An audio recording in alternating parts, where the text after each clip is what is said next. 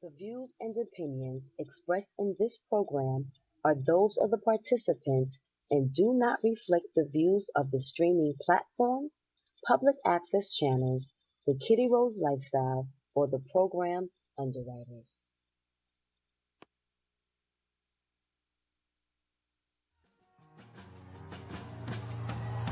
Tim's on my feet, stomping out the negativity. Everybody not a friend of me. Spread the love, still I move deliberately. Bully face on, but the smile be heavenly.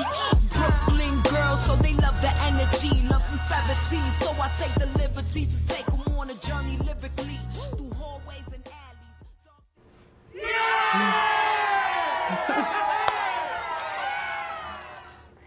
Hi, everyone, and welcome to another episode of The Next Chapter, where we discuss shades of gray.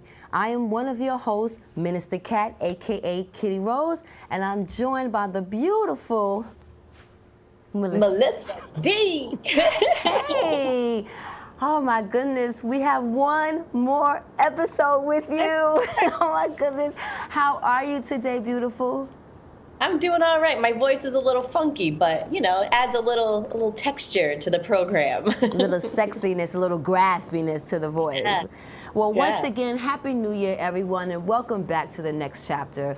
We just came off the holiday season, and we welcomed you back last week, so we were so excited to be back with you that we want to get right into today's topic of the week, because today really feels like the beginning of the new year. Now that all the holidays went by, and we've gotten a good first week into the new year, how do we begin to start kind of manifesting all of these wishful thoughts that we have for the incoming new year? And the best way to do that, I think, is by this week's topic of the week. And this week's topic of the week is, how do we start the healing process? Dun, dun, dun. Now, when I sent this to Melissa to brief her this week of what we were talking about, what was your response? She said the healing process of what? Yes, because there can be so many different healing processes. So is this like a healing process from a breakup? Is it a healing process from a death? Is it a healing process from empty nesting? There's so much healing process. And then you said the healing process of what?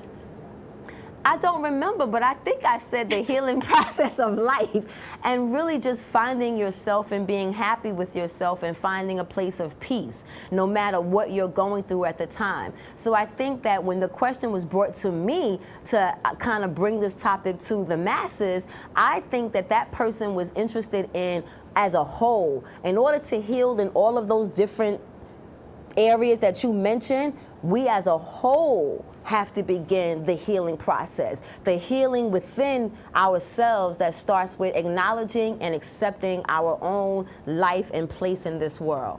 Does that make sense? Yes, but when you say the healing process, does that mean there's actually something that's not well within us? So does everybody have something that's not well? But I don't think it's about not being well. I think it's about not always understanding where we're at and why we do what we do and how we got there. And I think that that healing process maybe is a play on words. Maybe it's more of this healing journey. So when I looked up and Googled the healing process, what came up was the healing journey. And the healing journey gave us 5 things to kind of look for or to be aware of or mindful of as we were going through this process or this journey of healing. So I love the fact that my director, took my notes and put it in so that we could look at these things together, what these 5 steps were that Google showed us in regards to this journey. So the first one was learning how to learn to know and appreciate your body.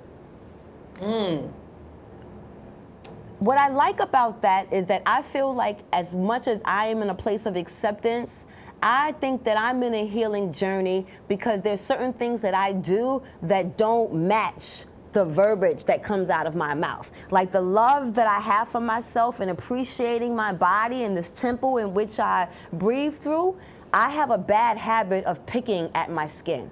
And I don't know if that's a nervous condition. I don't know if that's a self-sabotage mechanism. I don't know what that is. But when I think about loving myself, I question, if I love myself so much, why do I self-mutilate myself? So I feel like, Have you processed the thoughts around that? Well, I brought it to therapy. Okay. I brought it to therapy. So it's things that as I'm discovering or uncovering about myself and things that has happened to me, bad and good, I'm learning about myself, and maybe through this journey of acknowledgement and self-evaluation, I'll figure out what this trigger is so that eventually I can stop.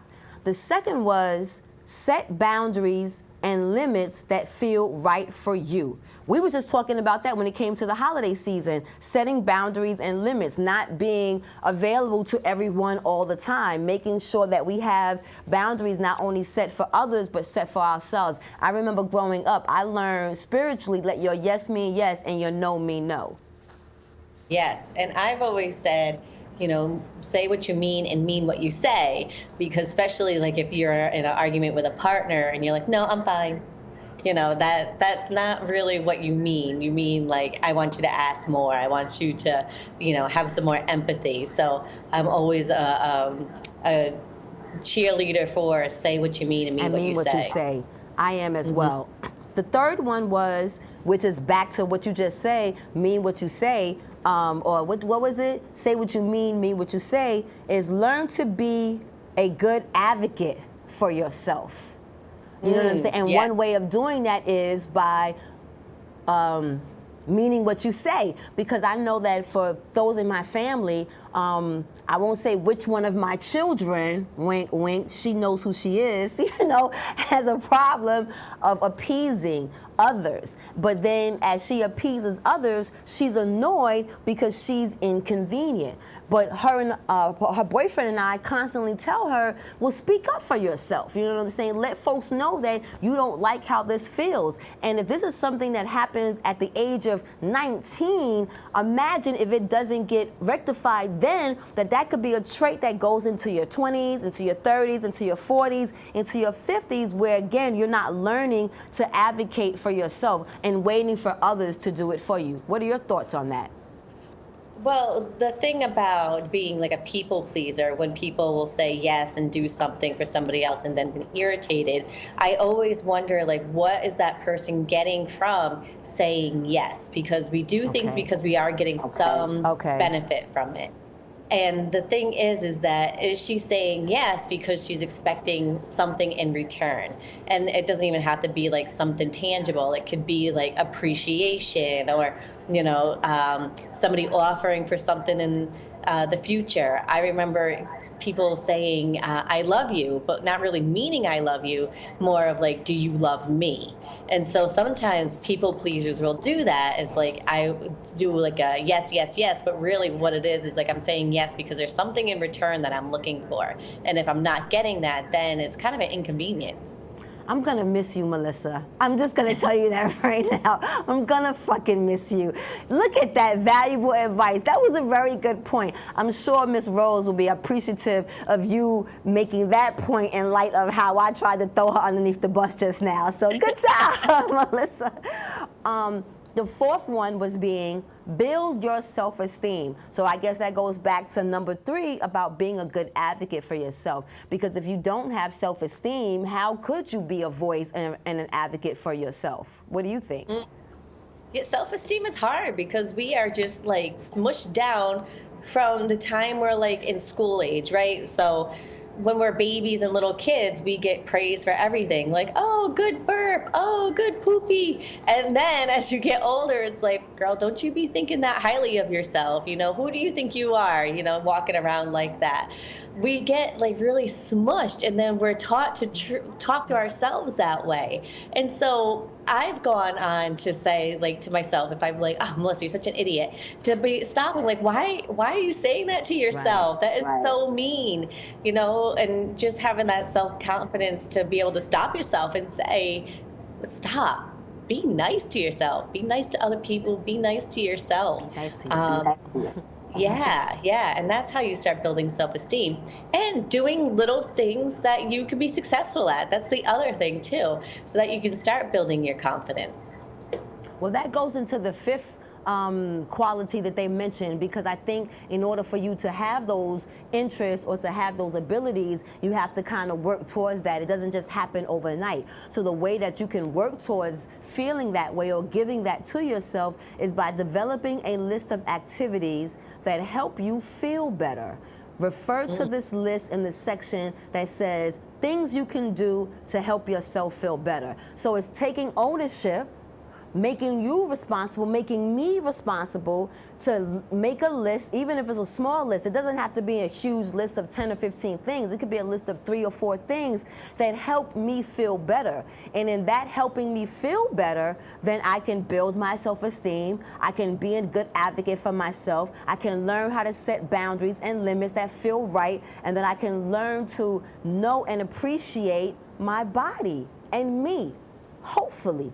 And sometimes the things that help you do better for yourself are the easy things, with getting enough sleep, drinking enough water, making sure that you're exercising, making sure that you're breathing properly. Most of us don't know how to breathe properly. That's something that we forget after some time too.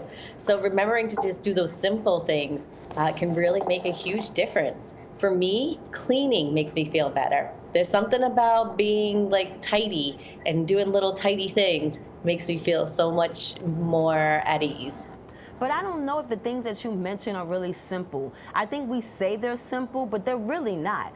Taking that time for myself, sleeping, sometimes you think, okay, yes, sleeping sounds simple. Just set off, from 9 or 10 to 5 or 6 in the morning. But if you already are unsettled with things in your life, you'll go to sleep, let's say 9, 10 o'clock, but then you're up at 12. And then you're up for like 2 or 3 hours, and then you're gone to sleep and at 2 or 3, and then you're up again at 5. So that going to sleep thing is, yes, it's essential, but it's not as always as easy as you say it, as someone says it is. And I think that also makes people feel apprehensive to doing these steps that are supposedly simple, but aren't simple. They take dedication. And what I've noticed before we go into our first video that I did research about is really those are the things that we don't ask about in prayer. Is the simple things. When we pray to the Creator, to the universe, it seems that we're always praying for like the big things, life-changing,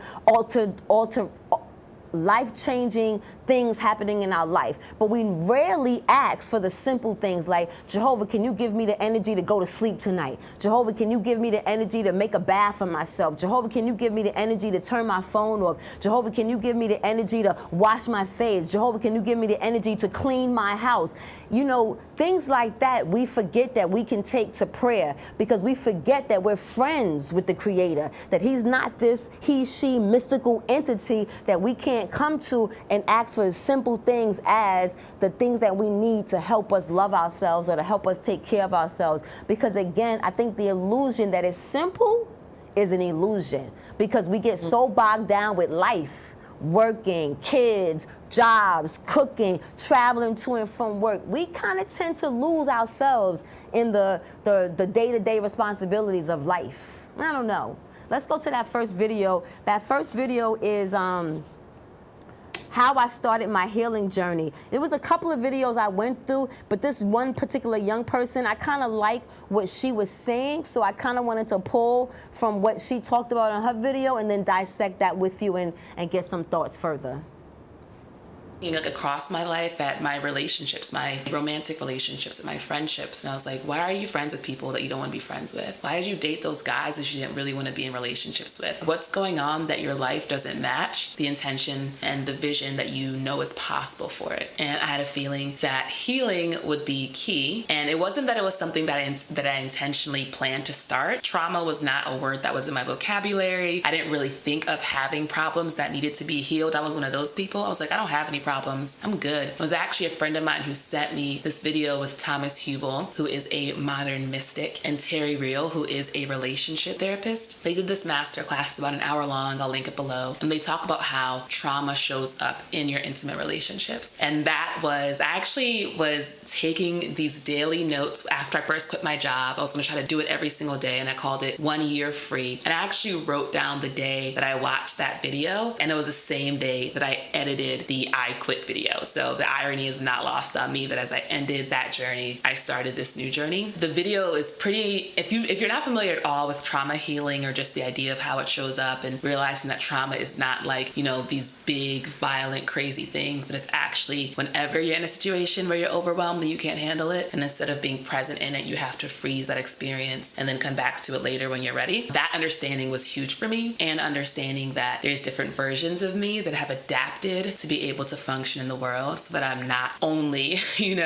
living and frozen and stuck in these moments of trauma, and being able to understand and name those parts of myself and to give them love and compassion and appreciation for what they did for helping me to get on my journey. That video was kind of the start, I'd say, of my healing journey, because up until that point, I didn't know there was anything to heal. I assumed that the word trauma was reserved for like the worst things, and it was ultimately something to be ashamed of. I didn't realize that actually we are living in a traumatized world. We all have some form of trauma. It's all of our responsibility to really heal it. That goes to what you were saying in the beginning. Heal what? Yes. Anything to heal from. It's not always something that's bad. It's some form of trauma that lets us be different versions that have to learn to adapt to whatever's happening to us at that particular time. Remember a few shows ago when we talked about trauma, I talked to you about things that happened in my childhood that I never looked at as trauma because they weren't necessarily bad things that happened. They just happened to me, and I kind of just went along with it and never really dealt with it. But then because I didn't deal with it, it still showed up in my life later on, not realizing the connection. So even though it wasn't a bad incident that happened to me, it was still something traumatic that I kind of had to figure out how to put on pause and come back to it later, but never really coming back to it later because never really dealing with it or knowing I had to deal with something in the first place. Yes, and that happens to us often, right? Like we're like later, and then we don't deal with it until something huge happens. Right. And so it's like almost every day we need to dedicate ourselves to healing from what has wounded us in the past. Exactly. It's like every day working towards, because we so easily can say, I'm good. You know what I'm saying? And really surfacely be good. You know what I'm saying? Like, there's nothing really seriously going on wrong in my life. What do you mean I'm not good? But if you don't have successful relationships, if you're not talking to your children at the time, if you're not talking to your parents at the time, if you don't like your job, little things can show up that you might not think are issues, but are or can become issues because of one, again, being oblivious that it's not a part of your process or your journey in healing and acceptance of yourself. You're again just saying, I'm good, but you're really not. We're really not. Yeah, because we're not supposed to be anything but good, right? Sometimes it's hard for us to realize that we can have other emotions besides happy and joy, and it's okay to have those other feelings too. And then a side part is, for men, we as women, we don't get the stigma as much. Well, we kind of do, of being emotional. We kind of get like, oh, women, you guys are just emotional. So I don't know if that's good or bad. Sometimes it can be taken both. But men aren't allowed to be emotional. So when you get, that man who wants to share that he's, finding himself or that he's not in a happy place, it's, again, our response is, stop being a bitch. Man up. You know what I'm saying? What you mean? Figure it out. You got shit to do. You know what I'm saying? Like, they're not allowed to be vulnerable to say that I'm hurting or that I don't understand something. So I think that I give hats off to men that recognize that therapy is not only a woman thing, but it's something that also helps them. Like I'm in a situation with a person who, at their age now of 60, maybe 2 or 3 years ago, started to be able to be comfortable enough to say, I don't know something. You know, I wonder what this means because I never had to deal with it before. And not because asking that question to appease someone else, but asking that question to himself because him not understanding why I don't love, or what's my disconnect to sex, or what's my feeling in regards to infidelity. You know, all of these things that we again don't address because they're not a part of our day-to-day activities, like work, school, you know what I'm saying? They just get kind of like pushed underneath the rug until something dramatic happens, and then we have the reflection glass and you know, we get a chance to look at ourselves. But up until then, we're just going on with our life, not realizing that this journey we're on, we're kind of almost doing a disservice to ourselves because we're not living in our full, authentic self. Or not being present. There you go. That's what I was looking for. Not being present. Yes. Yeah. Yes. Trauma will take us out of the present moment because that's the way we deal with trauma. So trying to focus on being present, which comes back to breathing properly. If you're breathing properly and you're in the present moment and really focused in on how you're breathing, that will help ground you and be in the present moment no matter what situation you're in.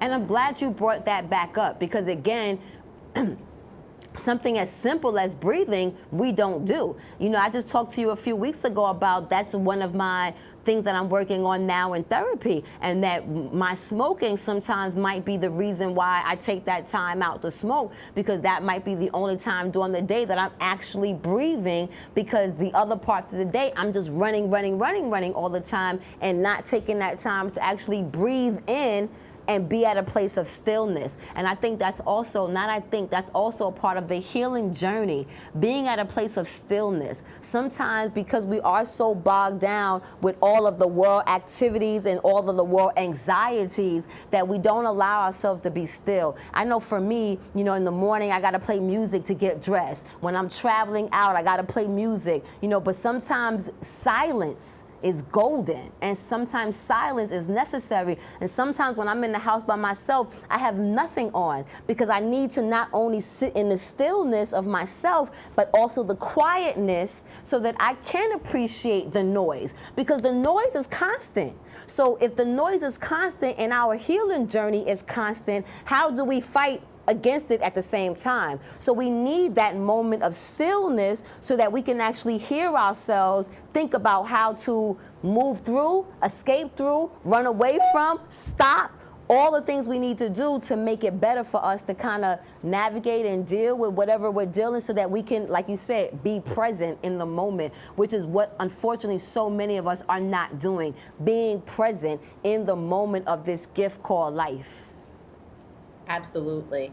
And it's interesting how sometimes silence is deafening, right? Have you ever been in a really silent place and it's just like, oh my gosh, this feeling, it's almost like a pressure because it's so quiet, and that can be uncomfortable for some people. But sometimes it's really important to really get into that moment of being still and being silent. I'm a kind of person that doesn't play music very often. I'm a pretty quiet person. Okay. So it's very interesting how you and I live like very different ways of energy. Our second video is 9 uncomfortable signs that you're healing emotionally. We're not gonna play the 9 uncomfortable signs, but the way that they started the video, I felt was a good way to, again, talk about this journey in detail, more about how we could heal or start the process of healing. So we can go to that second video. Leads to deep fulfillment that nothing outside of you could shake or take away. This process is very humbling, but with high risk comes high reward. During this journey, you will start to feel the growing pains of change and self-integration. Keep moving forward. This discomfort is helping you move into a beautiful life in which you have a deeper sense of inner peace. Please still do. Once you have accepted that these uncomfortable events impacted you in their entirety, they actually start to hurt you less, because you've accepted the truth and are in charge of the narrative of your life again. Number 4, you're less reactive and more responsive. When you're in survival mode, everything and everyone is a threat and is treated as such. Nothing is trusted, and you don't have time to sit and logically think things through because you are pure action, needing to defend yourself constantly. Once you start healing, your natural response of lashing out, shutting down, running away, or people-pleasing is tested and slowly makes way for questioning your feelings and reactions regarding things. You even find yourself asking, why do I think this way? Where does this thinking come from? You start practicing emotional self-regulation, self-analysis, and responsibility. Number 5, you realize that healing is not linear. Healing is uncomfortable because you're unearthing and confronting things you would have preferred to keep suppressed. Once you get into the rhythm, you realize that part of that healing is that this distress is okay and normal because it's not a straight road to inner peace and healing. You understand and have experienced the highs and lows of healing and know that the feeling of today will not match the feelings of tomorrow. What are your thoughts before I go into mine? Cut a few of the one that says, not reacting right away. That was the one that I've noticed myself doing. Whether it's like somebody had said something or I read something, my automatic reaction is to like be reactive. And I'm teaching myself to like take a breath, relax. You know, you don't need to jump and try to address the situation right away. Yeah. That reminds me of the saying. Are you talking? That reminds me of the saying, it was at the tip of my tongue, but there's a saying of, oh man, I forgot. I guess I digress. It'll come to me, it'll come back to me, or I'll just edit that part out. But yes, freak, I hate when I get thrown off like that. But yeah, the two things, dad, freak, y'all, that just threw me. Sorry. So being reactive and waiting before you respond. So it's important to just kind of take a breath and come back to the moment and not have to react right away. Which is what just happened. Thank you, Melissa. like I'm brave for it. So what I wanted to say about that is I recently heard a saying, what other people think of you is none of your business. So that made me think about what you just said. Sometimes we get so caught up in wanting to make other people happy that we get caught up in what others think about us and how we move. But our responsibility and our job is to ourselves, self-preservation. So thinking about or worrying about what other thinks about us is one, none of our business, and two, not our job. So I love the fact that in order for me to get back to that thought that I was trying to get to, I had to be still for a moment, shut up, and let you talk again, and then the thought came back to me. And that's what I was talking about in regards to being stillness, because sometimes we're so ready to just move and act. We're so ready just to talk. We're just so ready to, I want this, I need this, I'm feeling this, hear me, hear me. But if we sit still and listen for what we're actually asking for, you know what I'm saying? Then we can be able to receive. Because again, this journey doesn't end actually. It's a continuum of highs and lows, as the video mentioned, because in life, there are highs and lows. So in these highs and lows, how do you keep moving through? How do you keep, grinding through? That's why we have the Holy Spirit, because the Holy Spirit is that constant guide over us to help us navigate. That's that third eye. That's that gut feeling within us that never leaves us, that we don't listen to, but is always there. Mm-hmm. Let's go to our first PSA of the evening and be encouraged as we are every week. There's so many rewards in life. You coming into our home was one of the greatest rewards we could have ever had. It took 20 years and I got my third child, who was 17 at the time. It's so cool to watch the adult that you've become, and you really have done as much for us as you think we've done for you.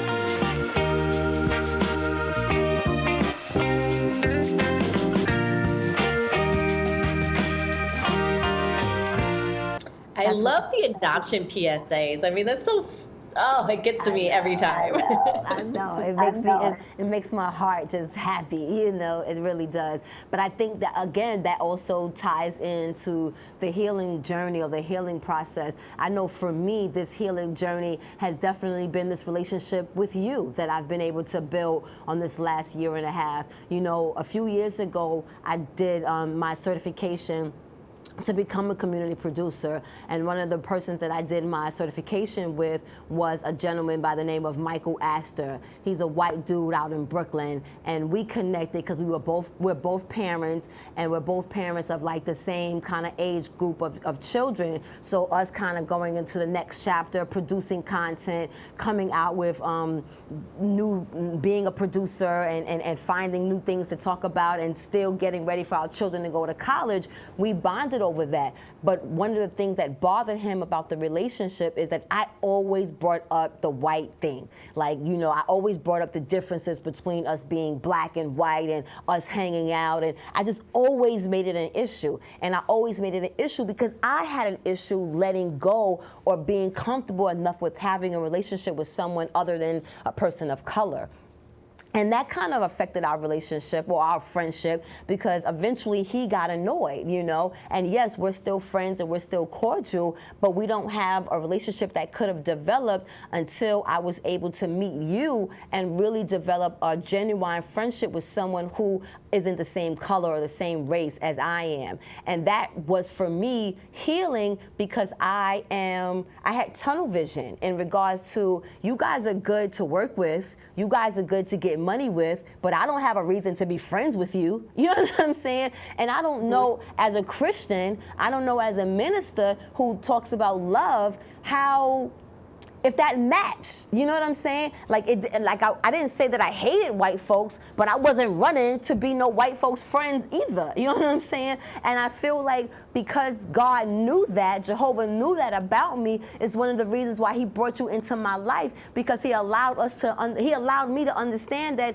Melissa's a cool chick, and she ain't a white chick. She's just a cool chick who I have things in common with and I can have a genuine relationship with, not because she's a white girl or a black girl or a Spanish girl, just because she's Melissa, and learn to accept her based off of that. And I don't know if I would have been able to be that way if it wasn't for this relationship that I got to nurture with you. And I feel like that's a part of my journey, that even though I was healed or am healing, there were things about myself that I still wasn't quite comfortable with, like my attitude or my feeling in regards to white folks, that has been changed or made better since my relationship with you, Melissa D.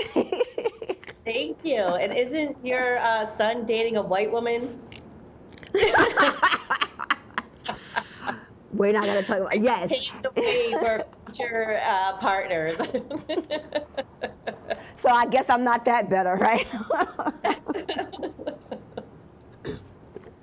But the point that I was making about that, and that kind of goes into our Jesus moment. And I don't think we're ready for the Jesus moment yet, but if we are, you guys can pull that up. Because I feel like when you realize that this healing journey isn't a certain pinpoint in your life, this journey doesn't start when you're in your 20s. This journey doesn't start when you're in your 30s. This journey doesn't start when you're in your 40s. This journey is ongoing because, unfortunately, again, we are born into sin. So because we are born into sin, it's like that saying that everybody comes, we don't come with a rule book. There's no template to how to live, to how to go about and navigate this thing called life. And if we already are coming into it born into sin, then we already got strikes against us. But because we're so active into life, again, working, kids, family, being a daughter, being a brother, being a sister, whatever our roles are in life, those doesn't allow us to sometimes just only focus on ourselves. And when we focus only on ourselves, then people want to call us selfish. People want to call us mean. People want to call us, well, you just care about yourself. And shouldn't I? If I don't for me, no one else will. And I think that's the problem. We're always waiting for other people to validate us and our feelings. We're still waiting for our mother to accept us. We're still waiting for our father to accept us. We're still waiting for that man to accept us. But we're not looking for Catherine to accept me. You know what I'm saying?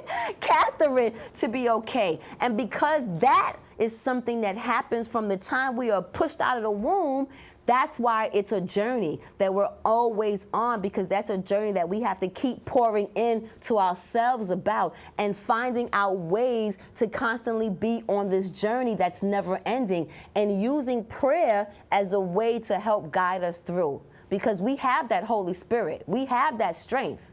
We just don't always utilize it. What's your Jesus moment?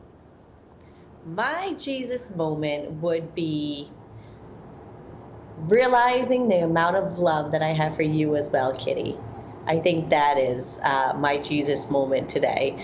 Almost getting me teary-eyed for what we have been through on this journey together over the past year and a half. So I think that would be my Jesus moment, of being able to cultivate this relationship and being able to learn from each other and laugh with each other and sometimes even cry together. So I think that's my Jesus moment for this week. But how has that relationship helped you in your healing process? Because again, when we started this, newly divorced, just moved to Puerto Rico, had your podcast, was still doing art, and now this black feisty girl from New York meets you and you start this talk show. So yes, the relationship with us has been great because that white and black dynamics, but how has it healed you in being a better Melissa? I think it has helped heal me by being aware of more struggles in the minority communities. I think having conversations with you, seeing your viewpoints on people like me, and then living in Puerto Rico and seeing how they have opinions about me living in their country. And I think that has really shed some light on it for me, of like, you know, in Puerto Rico, I'm a minority and I get treated differently. I can't imagine what life has been like for other people. And so I think that is one of the things that has been really eye-opening for me through our relationship. And it's funny because that makes me think about a couple of years ago when Rihanna was accepting one of her awards. And in accepting one of her awards, she kind of said to her white counterparts, like, if you really want to help the cause, you know what I'm saying, get to know us, you know what I'm saying? Don't just have your black friend, you know what I'm saying? So I think that's a valid point that you made, but I think that also makes me responsible, because I think that sometimes, you know, because we're so involved or so caught up in the black cause, that we forget about other people's causes and we forget about other people's trials and tribulations. And just because they may not be as severe as ours, yeah, you gotta step up, you know, as a white woman that I have, that I don't have, but does that stop me from still doing things in my life to accomplish because I'm a black woman and you might have a step up because you're a white woman? Does that mean that you still don't have challenges? I mean, in just this year alone, you know, you and I both have had the same financial ups and downs. We've had the same, you know, difficulties with our businesses, trying to figure out which way to go, how to make it better, you know, relationship-wise, dating, trying to figure out if a dude likes us or not, you know, if we're doing too much, did we catch a STD? You know, we and you are going through the same stuff. You know what I'm saying? As we are entering these next chapters in our lives. So, you know, your trials or your road may be a slight different, but not that much different. And even though you're a white woman who might have more opportunities or advantages, I don't know if we can still keep saying that. You know what I'm saying? I don't know. I think that we've shown just in this last year as two women who are from different backgrounds and slightly two different age groups that are still going through the same highs and lows that our audience are going through. So we as a people, the way that we can generally start the healing process is, one, to eliminate this disconnect that we have with each other, because we need each other to get through this human experience that we're going through. But if we're all just separate from each other, thinking that she don't understand what I'm going through, he don't understand what I'm going through, they don't understand what I'm going through, then none of us can ever just talk about what we're going through so that we can just let that shit go, release it. You know what I'm saying? Does that make sense? Yes, absolutely. I mean, and I want to hear it too. I want to hear, what are you going through? You know, that's the other thing. If we stay in our little silos and we don't talk to each other, then nobody has any idea what each other are going through. And there are people who want to know. We want to know your experience. We want to be able to hear you and, share stories and experiences. So I think, it's important to talk to each other.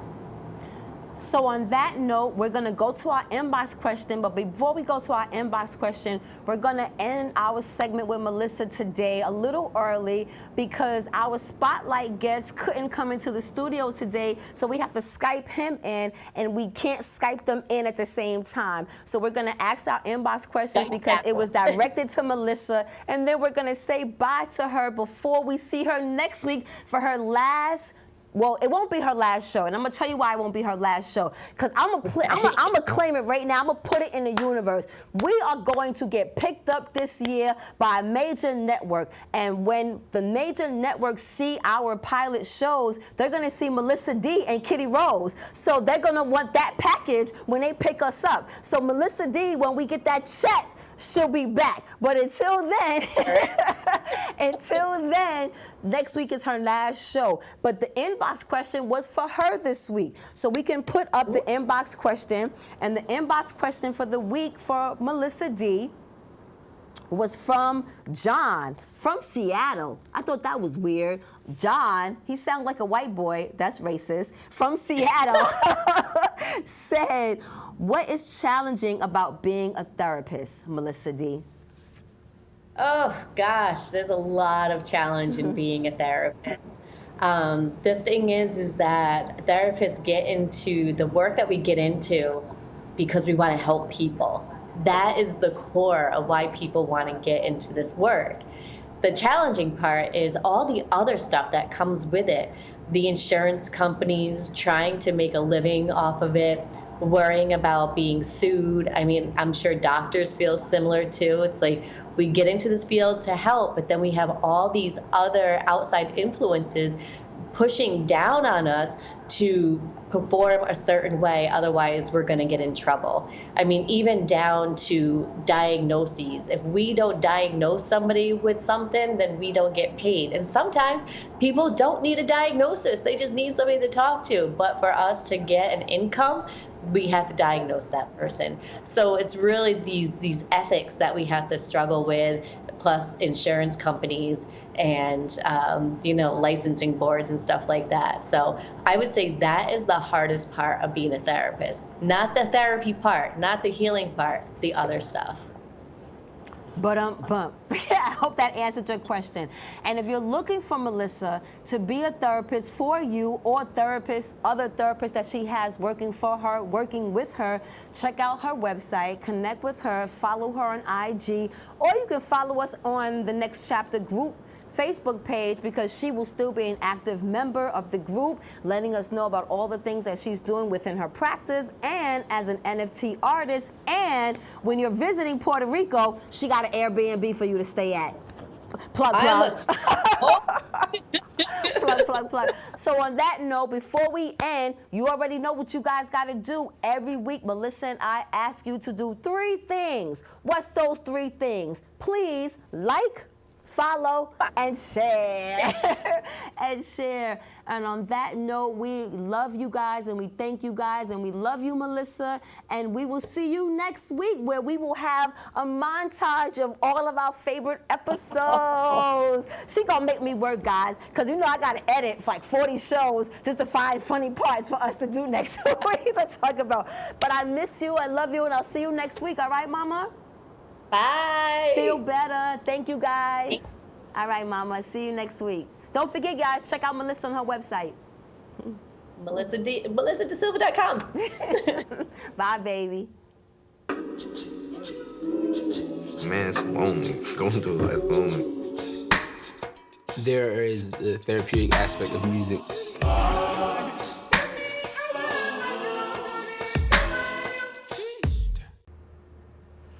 Welcome back, everyone. I am your host, Minister Cat, aka KittyRose, and you are watching once again the Next Chapter, where we discuss shades of gray.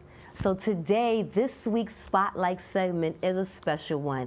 It's a kind of bitter sorrow because it's ending by the time you guys see this show, but you will get opportunities to see all of the stuff that I'm about to talk to you guys about online. And if you happen to be in other states like Alabama, where they are going to next, you'll be able to catch them. But until then, our Spotlight segment today is on an event or on an exhibit that I went to some months ago that started at the New York Historical Society right here in New York, where they featured an exhibit from a renowned black photographer called Kwame Brathwaite. And this exhibit is called Black is Beautiful. I thought this was a great tie-in to this week's show about healing, because the one thing about healing is self-acceptance. And the one thing in the black community that we did not get a chance to do from the beginning is have this acceptance of beauty and love, because we came into a society that wanted to make us feel less than. And in making us feel less than, they wanted to diminish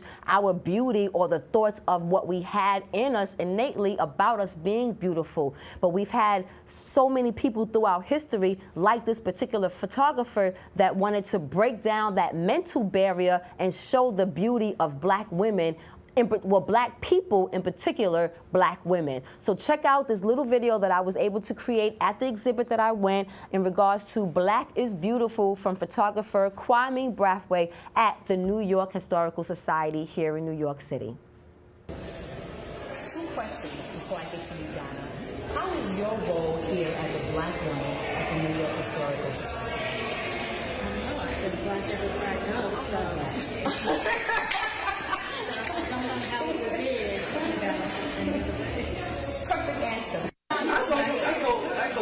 I go back when the film began, as far as I'm concerned. Not when it began, but I'm talking about 70s. I just started wearing it. I don't know. I never knew that I could say it. I said one day I had 2 teeth, next day I had a frock. So tell the folks where you're at today. Today I'm at the New York Historical Society. I'm going to phenomenal. I'm doing a campaign there. No, about the exhibit or no, about the project? So my shirt I put just for this event. What did you think is a nice event? I thought the event was phenomenal. It made me feel very special, and it inspired me because, of course, you see that I'm natural. Yes. And I wear my hair in different styles. I so amazing. You know, just in general, showing that photographer's work aging over time, still connected. Both of you are wearing natural hair. How did that feel watching, not the beginning, but I guess the beginning of the storytelling of acceptance of our hair, the different transitions we go through with our hair? I love an afro. I think it just really exemplifies who we are as black people, black women. And I come from a family of beautiful black women who wear their hair in afro. So it was pretty like second nature for me to be rocking an afro or braids. But I love being in the back, helping put on the shoes, changing the hair, because those are the elements that also makes everything work. So you continue on your journey of being one of the beautiful parts of travel work. Thank you so much. I will end on that point. Thank you guys so much for joining and for coming down tonight and for participating and for continuing participating in the movement of Black greatness. Thank you. Thank you so much. And if you noticed, at the end of that video, I was talking to 3 handsome black men. And we have one of those black men Skyped in today because he wasn't able to make it in the studio due to travel and it being inconvenienced to get here sometimes. So let's welcome one of the 3 men, the nephew of Kwame Brathwaite, St. K. Brathwaite, the son of Helembre Brathwaite, the brother to Kwame Brathwaite. So let's welcome him in the studio. Can we get some applause for him? I'll give him applause. Hey! Welcome, St. K. Thank you. Thank you. How are you today? I got the same shirt on today that I was wearing that day. They couldn't see it. This is the A-Jazz shirt with the history, the African Jazz Art Society and Studio, established in the Bronx in 1956. Well, I'm going to get ready to go into that because Your uncle is one of the minds behind the Black is Beautiful movement, and he has deployed his photography as an agent of social change. But what I like about what you sent me is, one, you are the fourth of 7 children of your fathers, right? You say that? Yes. Oh, no, your father is the fourth. No, you're the fourth of your father's 7 children. Okay, you're the fourth of your... I'm the fourth. I'm a middle child. Right, I was about to say that you're the middle child, but you're also someone who does a lot of speaking engagements on behalf of the family in regards to the projects, and that you are also a former writer of AfroNet, the first African-American social political digital magazine, and that you were a co-host for the communicators on WACR-FN, covering a vast array of personalities, issues, and events. But when it came to this particular exhibit, The Black is Beautiful, and then the AJ project that we're going to go into, your uncle and your father founded the African Jazz Art Society Studios, A-Jazz, a collective of artists and creatives that organize jazz concerts. That's not what I wanted to read. That's a whole lot right there. I wanted to read that the group also advanced a message of economic empowerment and political consciousness in the Harlem community with Think Black, Buy Black, emphasizing the power of self-presentation and style. So that's what I wanted to talk to you about in regards to that concept, how that was affected as you as a child, a middle child growing up in a political household that shined on Black creativity and Black consciousness and Black beauty. Well, that's a mouthful. Yeah, that's a lot, but I say it affected me. Everybody gets affected differently. As I said, I am the president of the Elambe Brath Foundation. So Elambe Brath was my father, and he was the president of AJAZ, African Jazz Art Society and Studio, and he was the visionary behind these concepts that AJAZ put out.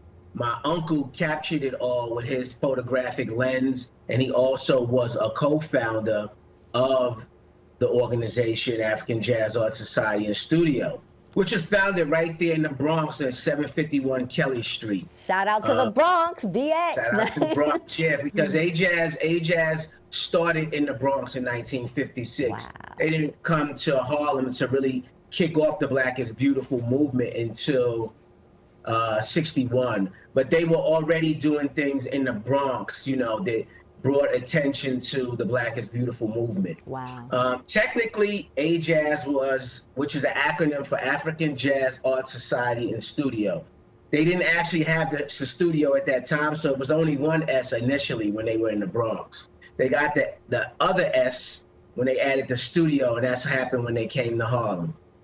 So it's been around me my whole life. I worked closely with my father before he passed, and my uncle. Before he retired from the board of the Elambe Brath Foundation, was heavily involved in what we did. He just turned 85 January the 1st on New Year's. So wow. He's really up there in age.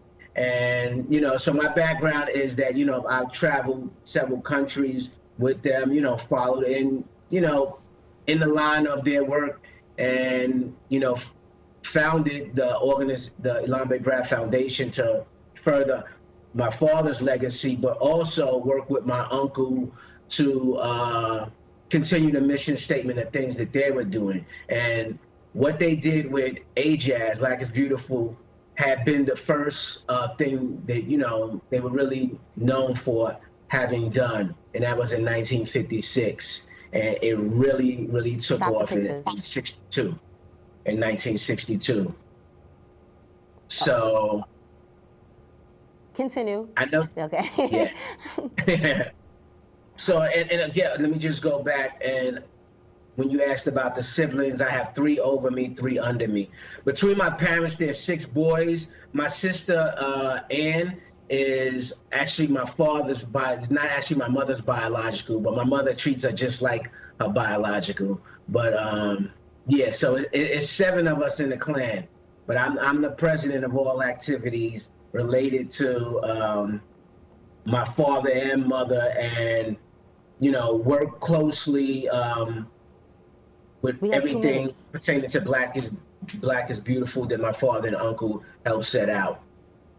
So in these last 2 minutes that we have, because your segment got short and I don't know how, but I love the fact that you are carrying on this tradition from your uncle's legacy, but really more importantly from your father's legacy in regards to bringing the jazz or bringing music and creatives together collectively as what the Bronx is kind of always represented. So how has it affected you as a Black man, appreciating, one, yourself as a Black man, and two, your component, your Black woman? Because your mother's actually one of the models in your uncle's photography. Yeah. So can you kind of, in a minute, tell us how you've been affected as a Black man? Well, I'll tell you, but I just got to make one note. On the thing where it says the website is just Elambe Brath, and it says ElambeBrath. You have on the ElambeBrathway.org. It should just be Elambe Brath, because he annexed that weight off. So it's affected me because what kicked off the Black is Beautiful movement are the Grandassa models in 1962 with the Naturally shows. Everything they had done a lot of effective things around it, but you would not have had the movement that you had they not made Black women the centerpiece for what they were doing, or the engine for what they were doing, and changing the aesthetics of how we saw ourselves, not just in name, but also physical features. Because this was at a time in which you had the largest segment of our community being ostracized from the beauty game. So they had to change the dynamic and the paradigms in which we saw ourselves. Initially in the late 50s or in the early 60s, all throughout, you would not have. Everybody had their hair processed. Nobody was wearing natural hair. People thought negatively about their physical features, whether it be darker skin, wider noses. And they had entertainment that out of 1845 in the South Bronx, like the jazz clubs, which, the Flyers dealt with that. My father also wrote in the newspaper. So he was mixing the arts, the Black arts. This is the beginning of the Black arts movement worldwide today, and what they started to do, putting the political themes and messaging in the music and in the entertainment is the first step of what Bronx legend KRS called edutainment. They began to put the political concepts within the entertainment and show people, exactly a different way of thinking and looking at themselves. Right. And it led to a lot of change.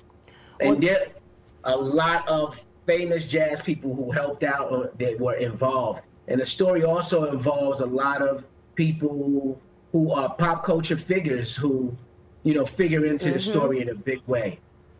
Exactly. It's always a reminiscent of what we did back then to bring back to the forefront today. So I want to thank you for coming on and showcasing. We're going to have you literally come back to us live in person in March. You're going to be one of my co-hosts because the Black is Beautiful exhibit is now going to Alabama. It's out of New York after this Sunday. So check out the website to follow all what this agency or this organization is doing within the community for our community. So thank you so much. I'll just say you this one thing, Kitty. I prefer them to go specifically for this theme of thing, go to Instagram, AJazz 1956. So AJazz and the 1956, because the 19956 is for the year it was established. And they will get directly into the materials about Black is Beautiful and the history that started in the South Bronx, went to Harlem, and became a global phenomenon.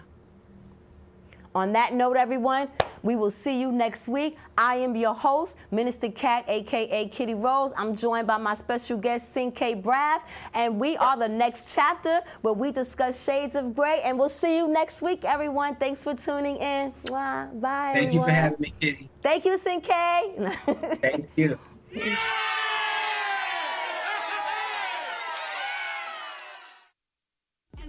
Mutual. If it seems we get busy, it's cause we actually do. Take a look into my eyes, let them take you to the side. Meet my ride or die, Shay and I. Thankful for my sisters by my side who held me down during dark times. Many train rides I took to get $1 for a rhyme. A luggage in the sign, you all on my mind. I'm thinking I should be in my prime. It ain't easy, but